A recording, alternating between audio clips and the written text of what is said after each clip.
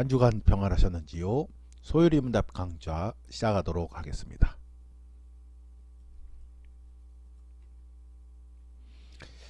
저희는 현재 기독론 이 내용을 함께 공부하고 있습니다. 소요리 문답의 21번부터 28번 항목입니다. 오늘은 드디어 마지막 8번째 주제입니다. 왕사역, 그리스도의 왕사역을 오늘 함께 살펴보도록 하겠습니다. 소요리 문답은 26번 항목이 되겠습니다. 왕사역에 해당하는 소요리 문답 26번 질문과 대답을 읽도록 하겠습니다. 먼저 질문입니다. 그리스도가 왕의 직무를 어떻게 수행하십니까? 영어 원문은 다음과 같습니다. How does Christ execute the office of a king? 대답입니다. 그리스도가 왕의 직무를 수행하심은 그가 우리를 자기에게 복종케 하는 일과 우리를 다스리시고 지켜주시는 일과 그와 우리의 모든 원수들을 제재하고 정복하심으로써 하십니다. 영어 원문은 다음과 같습니다.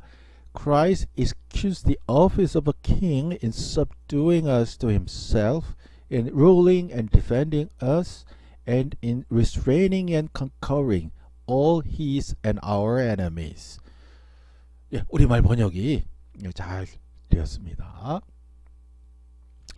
자, 그러면 조직신학에 기술되어 있는 그리스도의 왕사역에 대해서 지금부터 함께 살펴보도록 하겠습니다. 먼저 첫 번째입니다. 하나님의 주권과 그리스도의 주권입니다. 신약성경 전체에서 그리스도론의 핵심을 가장 잘 표현한 것은 예수는 주님이시다는 신앙 고백입니다. 예수는 주님이시다 하는 신앙 고백이 신약성경 전체에서 가장 핵심이다 라고 할 수가 있습니다. 기독교 신앙인은 어떤 사람입니까? 예수가 주님이십니다 라고 고백하는 사람들이 바로 기독교 신앙인이다 라고 정의할 수가 있습니다. 그만큼 예수가 주님이시다 라는 신앙 고백은 너무나도 중요하다라고 하겠습니다. 여기서 주님이라는 개념을 좀 더 정확하게 정리할 필요가 있겠습니다. 주님이란 단어는 가운데 있는 헬라어 단어를 우리말로 번역한 것입니다. 가운데 있는 헬라어 단어는 밑에 발음을 제가 기록했습니다. 퀴리오스라고 읽습니다. 퀴리오스라는 헬라어 단어를 우리말로 주님 또는 주 혹은 주여라고 번역을 했습니다. 신약성경은 마태복음부터 요한계시록까지 헬라어로 기록이 되었습니다. 헬라어 단어들로 기록이 된 거지요. 그런데 헬라어 단어의 그 빈도수를 정리해 보면은요, 가장 많이 나오는 헬라어 단어는 테오스라는 단어입니다. 하나님이란 단어입니다. 혹은 신 혹은 하나님이란 단어인데요. 테오스라는 단어가 빈도수가 가장 많습니다. 그 다음으로 신약성경에서 가장 빈도수가 많은 헬라어 단어는 예수스라는 단어입니다. 예수님, 예수스라는 헬라어 단어 예수죠. 그 다음으로 빈도수가 많습니다. 두 번째로 많습니다. 세 번째로 빈도수가 많은, 가장 많이 등장하는 헬라어 단어는 퀴리오스라는 단어입니다. 바로 이 단어입니다. 주님이라는 단어입니다. 큐리오스, 주라는 단어가 세 번째로 많이 나오는 헬라어 단어입니다. 이 단어는 너무나 중요하죠. 예수님이 큐리오스다 라고 고백하는 것이 바로 기독교 신앙의 핵심이기 때문에 그렇습니다. 여기서 이제 주님, 이 큐리오스라는 헬라어 단어가 파생된 단어들도 많이 있는데요. 큐리오스는 원래 일반 명사입니다. 그래서 헬라 시대 때 노예들이 있지 않습니까? 노예가 주인한테 큐리에라고 부릅니다. 주인님 하고 부르죠. 일상생활에서 어디서나 들을 수 있는 단어입니다. 큐리에.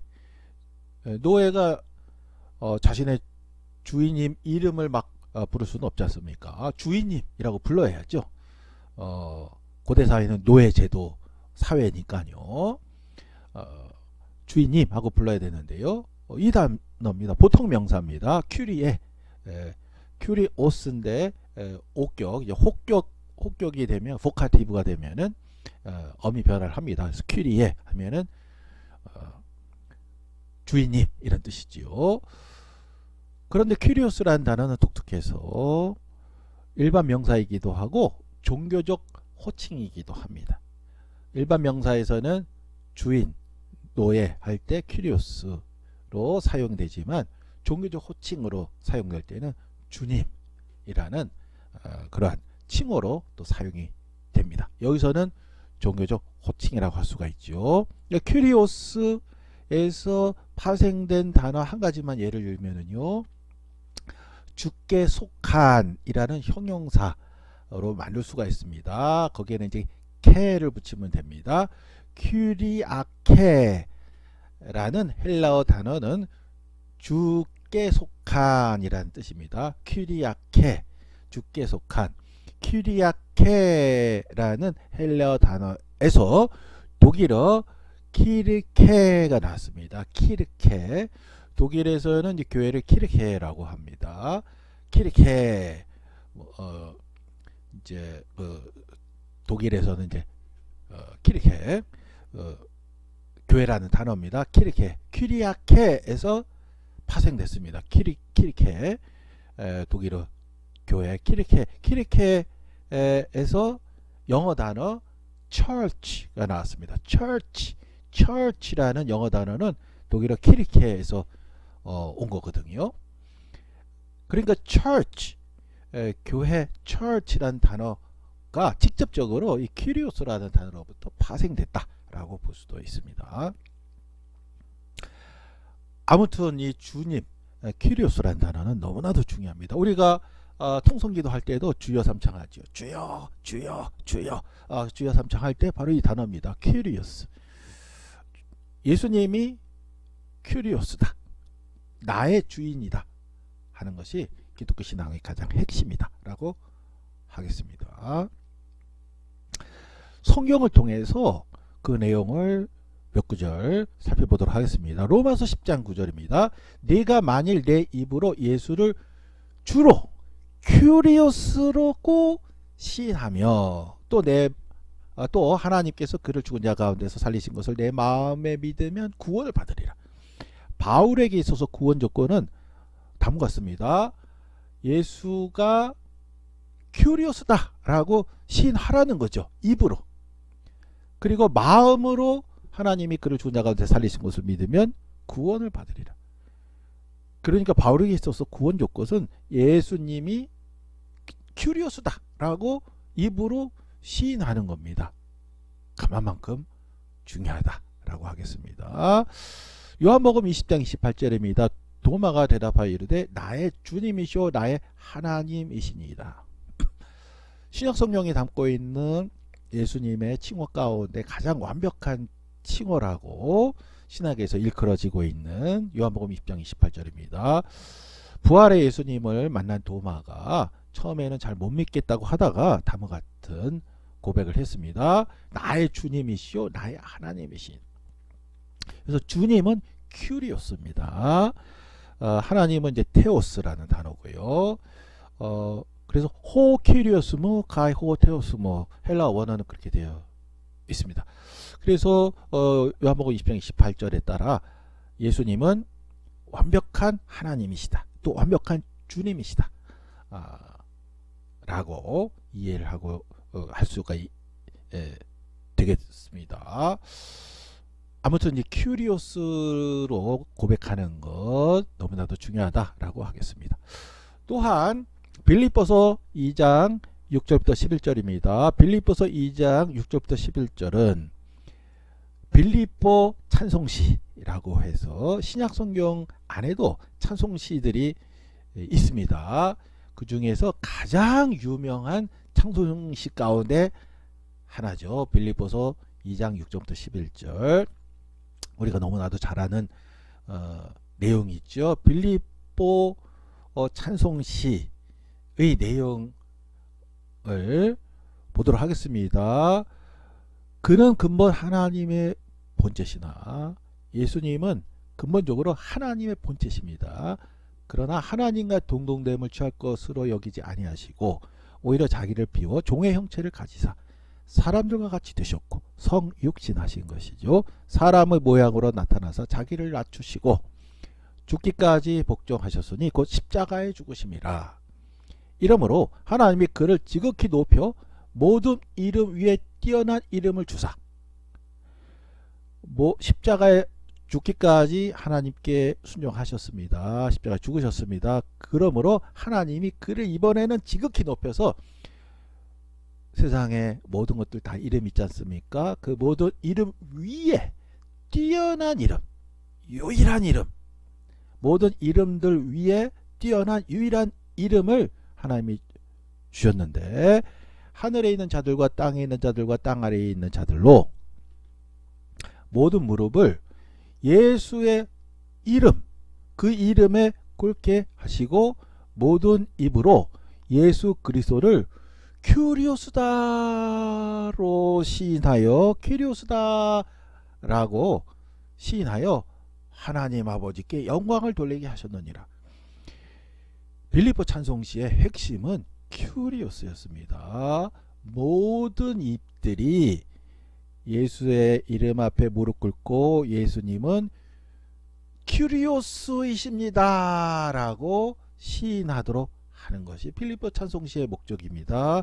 예수님이 큐리오스입니다 라고 시인하는 것이 하나님 아버지께 영광을 돌리게 하는 것이다. 빌립보 찬송시 너무나도 중요한 기독교 신학의 핵심을 담고 있는 찬송시인데요. 이 빌립보 찬송시의 가장 핵심이 바로 예수님이 큐리오스이십니다. 큐리오스라는 모든 이름들 위에 뛰어난 바로 그 이름, 유일한 이름 큐리오스, 예수님이 큐리오스입니다 라는 그 고백을 하게끔 하여 하나님 아버지께 영광을 돌리게 한다 하는 것이 빌립보 찬송시의 핵심이라고 하겠습니다. 하나님의 주권과 그리스도의 주권, 그러니까 예수님이 큐리오스이십니다 라고 고백하는 것이 기독교 신앙의 핵심이자 그리스도의 주권을 인정하는 것이죠. 여기서 하나님의 주권과 그리스도의 주권에 대해서 우리가 이제는 이러한 토대를 바탕으로 해서 깊이 있게 생각해 볼 수가 있게 되었습니다. 복음서에 있어서 예수는 하나님의 주권을 선포하였지 자신의 주권을 선포하지 않았습니다.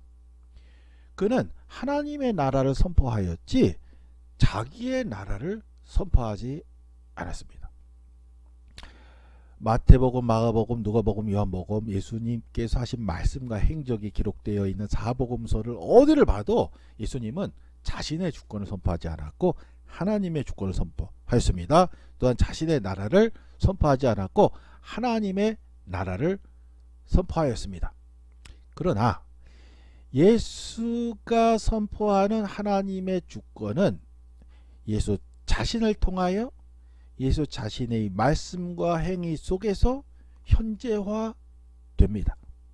하나님은 자신의 나라를 한 아들 안에서 아들을 통하여 아들과 함께 세웁니다.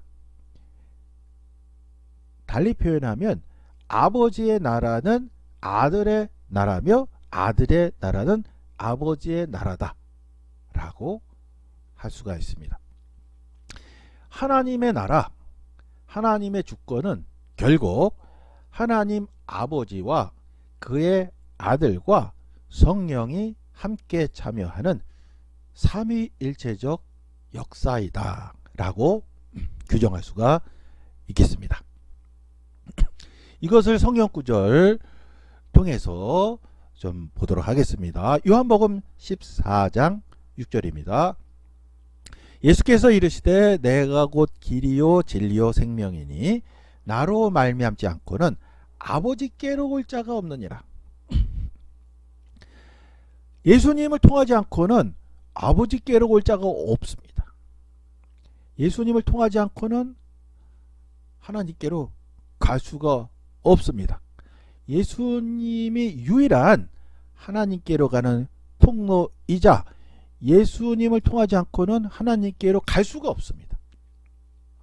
하나님이 그렇게 방식을 정하신 겁니다.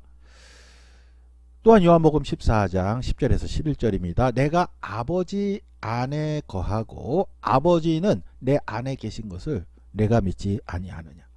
내가 너에게 이르는 말은 스스로 하는 것이 아니라 아버지께서 내 안에 계셔서 그의 일을 하시는 것이라.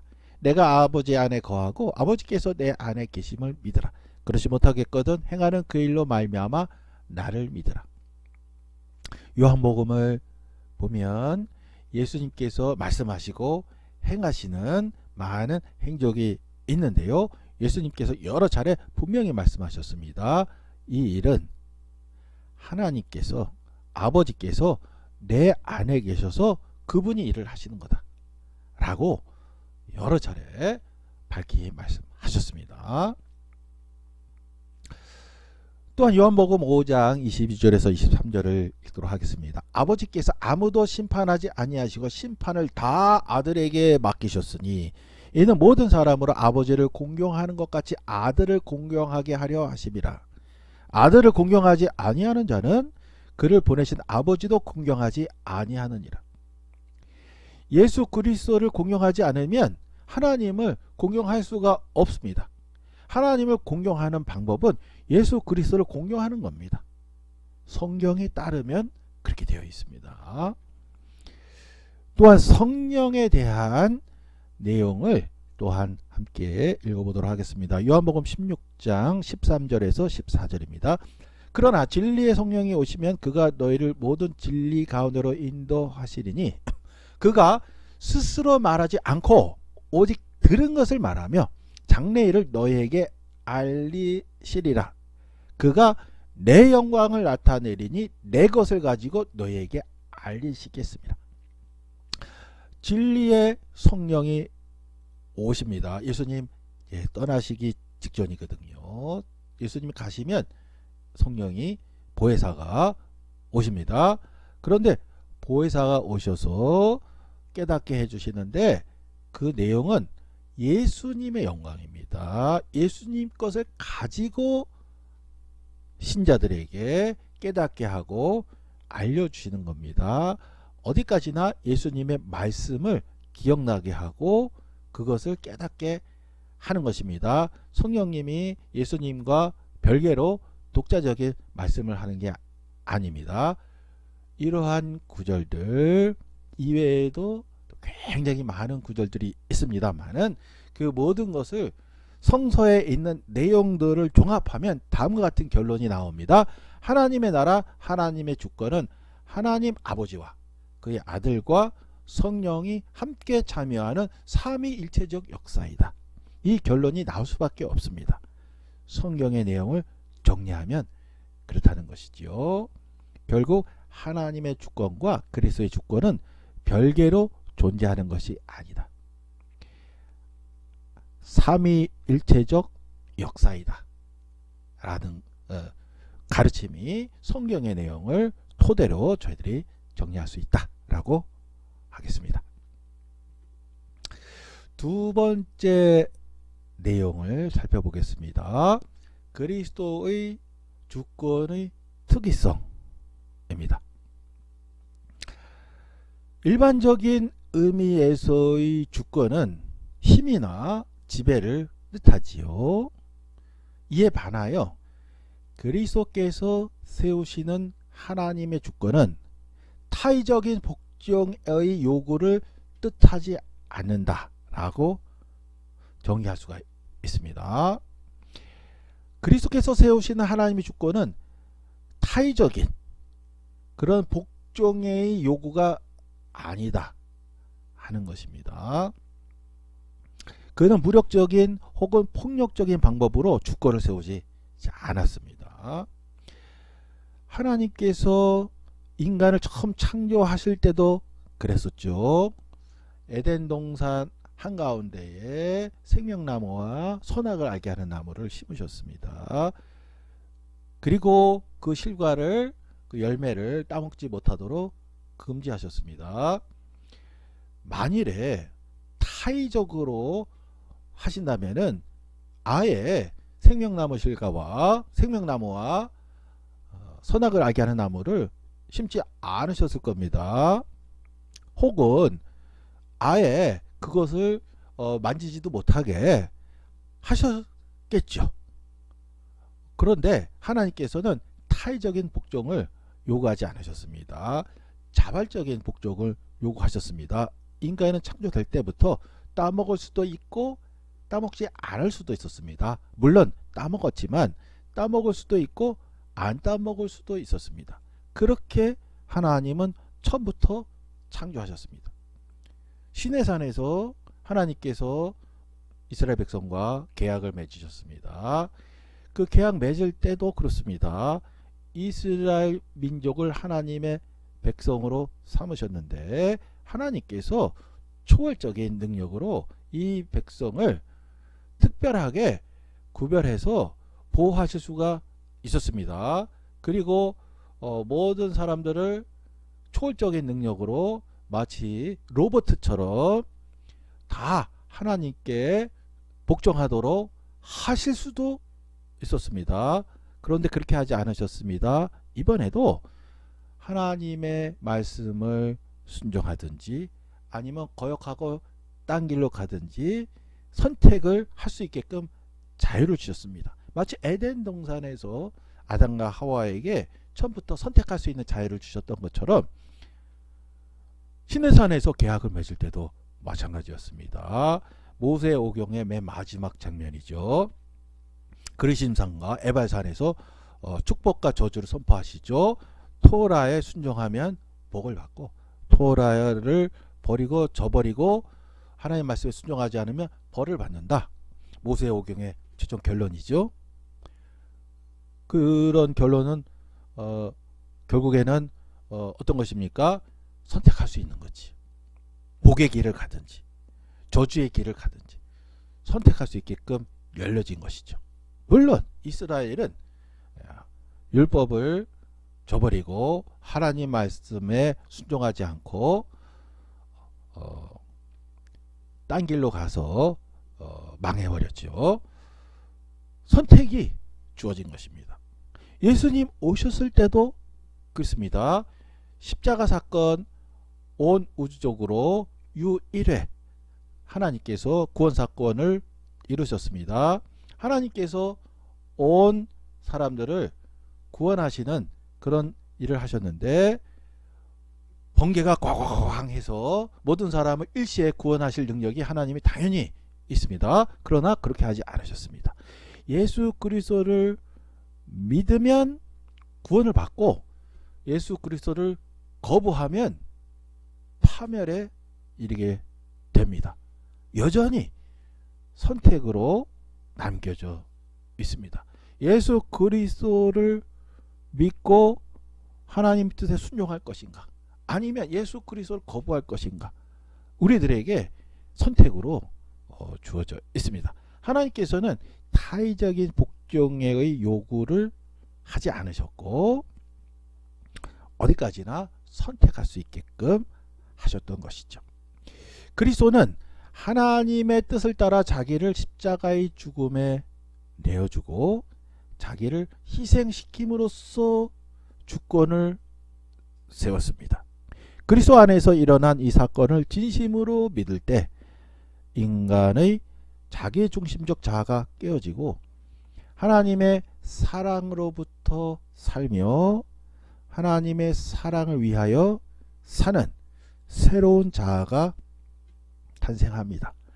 이와 같이 하나님을 신뢰하고 하나님을 사랑하는 사람들의 자유로운 순종을 통하여 하나님은 다스리시며 바로 여기에 하나님의 참된 주권이 있다라고 조직신학에서는 정의되어 있습니다.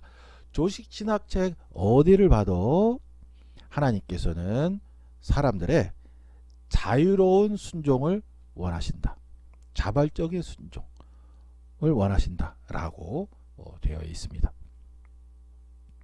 이 주권은 힘과 명령에 대한 맹목적 복종에 기초한 것이 아니라 자발적인 헌신과 희생과 이로 말미암은 자발적인 신뢰와 순종에 기초한 것이다 라고 되어 있습니다.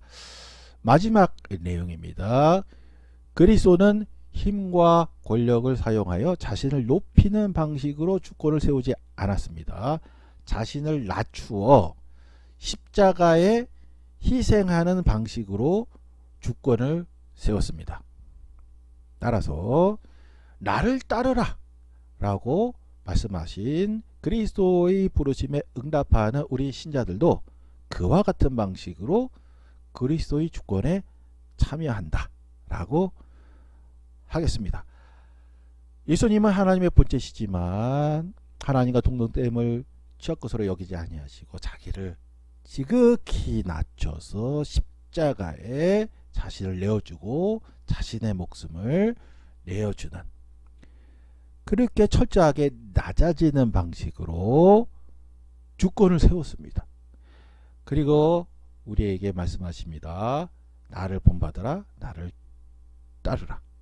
따라서 기독교 안에서 교회 안에서 온전한 주권을 확립하는 방식은 그리스도께서 하신 방식대로 자신을 낮추고 희생하고 섬기고 봉사하는 방식으로 주권이 형성이 된다라고 할 수가 있겠습니다. 이와 반대로 힘과 권력을 사용하여 자신을 높이는 방식으로 할 수도 있습니다. 그러나 그렇게 했을 때 어느 누구도 진정한 의미에서 그리스도의 주권을 따르는 자들이라고 볼 사람이 없을 것입니다. 교회 안에서는 그리스도께서 하신 대로 그리스도를 본받는 자세로 자신을 낮추고 희생하고 섬기는 방식으로 그리스도의 주권에 동참하는 것이 바로 성서의 가르침을 따르는 올바른 방식이다 라고 정의할 수 있겠습니다.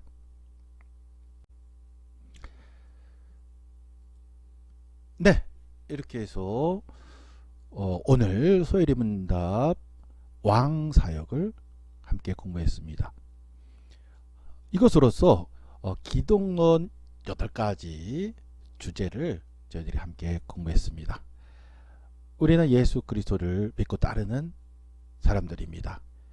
예수 그리스도에 대해서 신학적으로 좀 더 깊이 있게 이해할 수 있는 그런 좋은 계기가 되었기를 바랍니다. 오늘 내용은 여기까지 진행하겠습니다.